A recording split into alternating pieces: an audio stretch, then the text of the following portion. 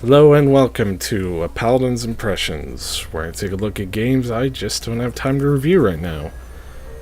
And boy, does that tagline really encapsulate this game, Rebel Galaxy. Developed and published by Double Damage Games. You may not have heard of the company name before, but you will recognize the game that the developers worked on previously. At least some of them.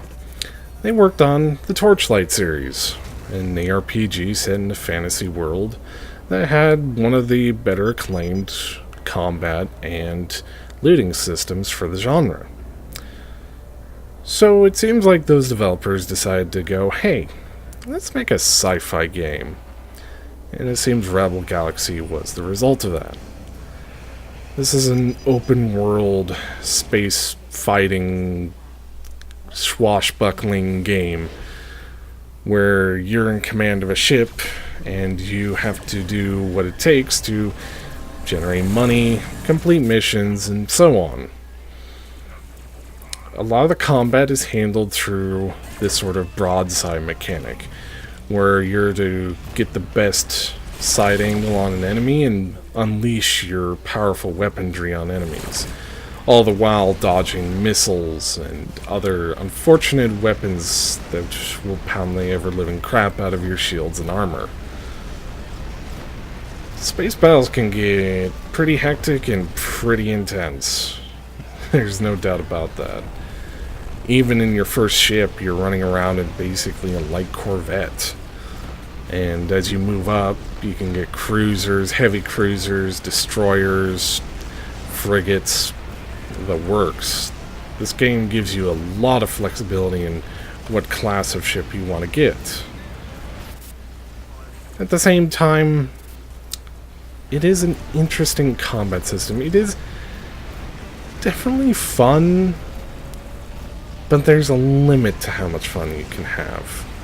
A lot of your time is going to be focused on one or two weapons at most, and usually it's going to be the broadsides because the broadsides are your most damaging weapon, and they also can't be controlled by the AI, whereas the rest of your guns can be controlled by the AI on this ship. So you're better off just holding on to the broadsides and sort of lining up where you want to be in the battle. Do you want to be up close? Do you want to be at range? It's kind of up to you. Your ship comes with a variety of different upgrades and different slots. Warp drive, afterburners, shields, armor, hull, what different sort of upgrades you can have. There's a lot to work with. So as far as like building your own ship, or at least choosing your own ship, Rebel Galaxy gives you quite the choice. I was kind of surprised at how many different type of ships you could potentially get into. Of course, the bigger the ship, the more expensive, and so on. So that can be kind of a problem.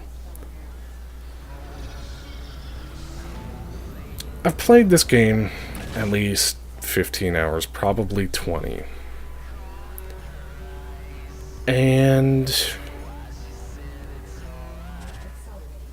I like it, but after hour 10, I just kind of said to myself, you know, I'm done with this game. I'm just done with it.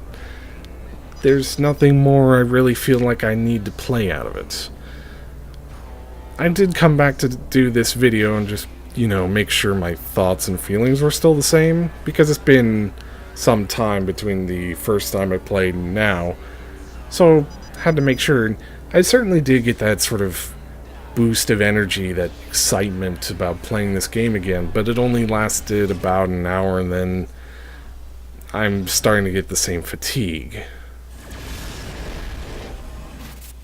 As fun and thrilling as the combat system is, and don't get me wrong, it definitely is, it's definitely intense, very cathartic, it's also very samey. Just because it's always you, always one of you, fighting against a fleet of ships, and you're going to eventually figure out the tactic that works for you and just stick to that tactic and then upgrade your ship and figure out a new tactic that works for you and stick to that. There isn't a lot that incentivizes you to change. And even if you run into a tough mission, well, all you need to do is grind a lot of side missions, get a lot of money, upgrade your stuff, maybe even get a bigger ship. Bada boom. And I guess that's by design. That encourages you to get better ships and get better weaponry. Sure, fine. I can go along with that. But then it just makes for a very dry experience, which is really unfortunate because I really enjoy this game, but there's also this other thing with this game. It reuses a lot of assets, and it's very visible even in the early first system that you show up in. You'll run into the same NPCs a lot of the time, and then a lot of the same ships get reused. There's not as much variety as I feel like there should be for a game like this. Anyway, I'll come back to that in a minute. So, you're stuck by yourself. The most you're ever going to get is maybe one other compadre or a bunch of NPCs that aren't really focused on helping you. And even when you do sort of get a companion to fly around with, or if you hire a mercenary, they don't really fly with you, they're just assisting you. So there's not a lot of tactical variety to this game. It's just, where are you most effective at? What is your ship really good at? Do you want to improve, or you want to remove that sort of weak point that might be in your ship? It's up to you. So, that's kind of my problem with this game. It just gets to a point where it's very samey and very dull as a result, which is a tragedy because this game really looks good despite the fact, not only does it look good, it also has really good performance. The story, though, is mostly throwaway, or at least it didn't grab me in the first 10 hours.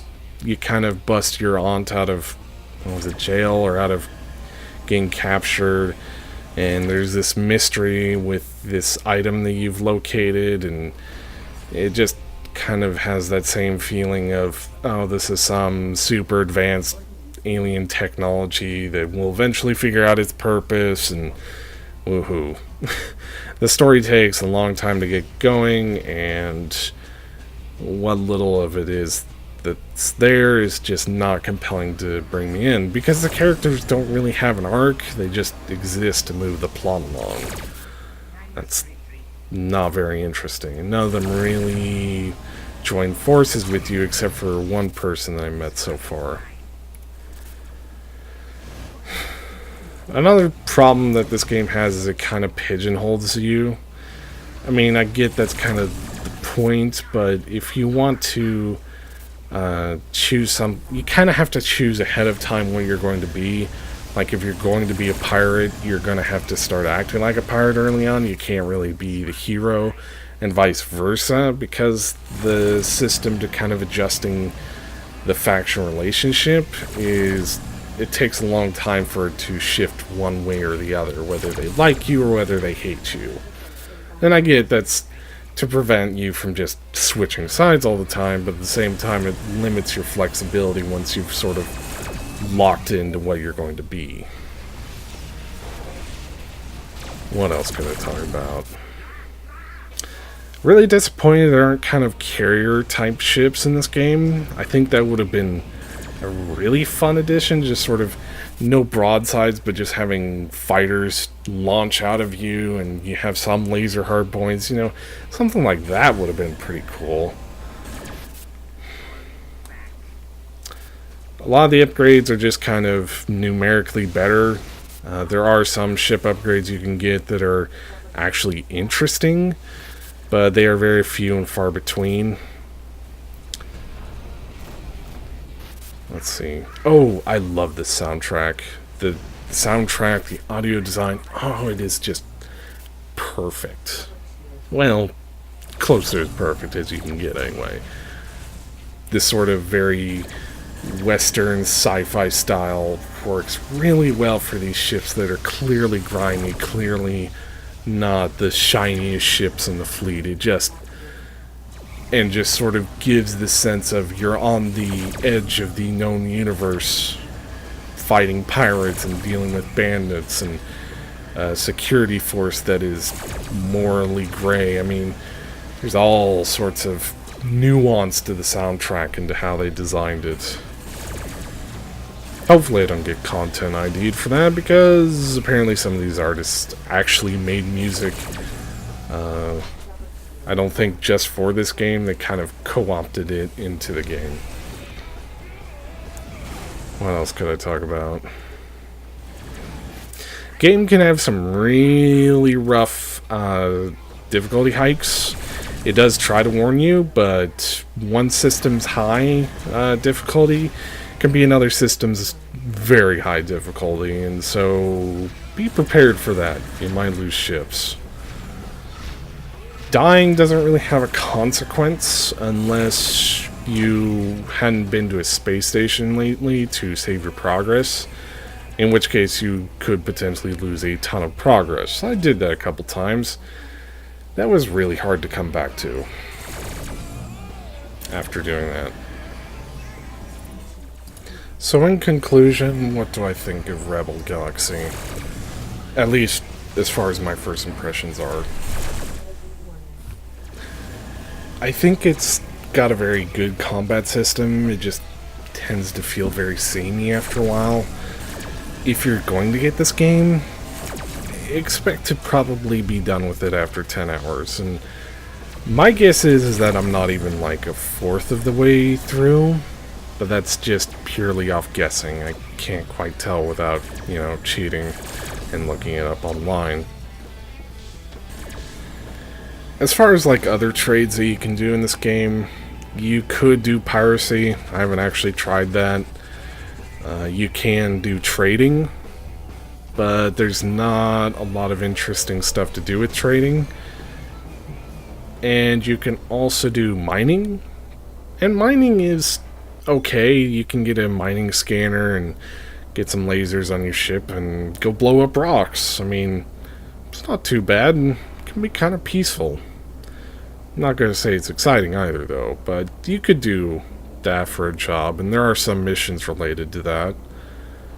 What else can you do? You can also do scavenging, where you basically go out to other nebulas and other asteroid fields, or even minefields, and find cargo containers containing money and items and stuff that you can use. But the game doesn't really encourage that, and it's not the most fun, to be honest. It's mostly because it's something you can do, but it's just not as exciting to do, I guess. What else? Oh, and to kind of wrap up the differences in ships. The differences in ships tend to be how big they are, which dictates how fast they can be, and how maneuverable they are. The smaller it is, the more agile and so forth, as well as the bigger ones having the capability of mounting more guns and being generally stronger. So there is some incentive to go with smaller ships if you like being faster and more nimble. Just realize it's going to take a little bit longer to chew through enemies while you're trying to do that. So right now, it's kind of a hesitant recommendation just because I feel like this game peters out after a while and there's just not enough of an incentive to keep coming back.